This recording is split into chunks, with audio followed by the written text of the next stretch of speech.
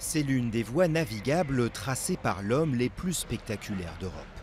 Depuis 200 ans, le canal du Midi serpente à travers le sud de la France pour relier l'Atlantique à la Méditerranée. Le long de ces berges, des milliers de platanes.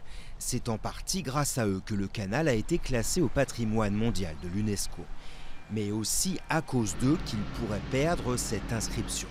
Les 42 000 platanes sont en effet attaqués depuis 2006 par le chancre coloré, une maladie causée par un champignon qui progresse à toute vitesse et contre lequel il n'existe pas de traitement.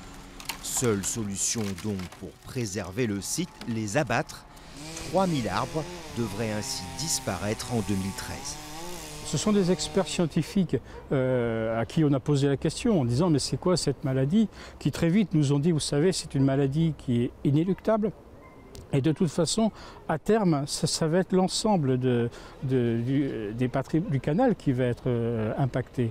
Et là ça a été un coup de cutter au cœur, ça a été vraiment un déchirement en n'imaginant pas un canal sans arbres. Un programme de replantation a été lancé, l'idée étant bien sûr de remplacer les platanes par d'autres espèces végétales plus résistantes. Mais il faudra des années avant que les berges retrouvent leur charme. En attendant, il faut s'habituer aux souches. Alors ici, on voit un arbre qui a été coupé et on voit sur le tronc la façon et le trajet qu'a fait le champignon du chancre coloré pour atteindre l'arbre.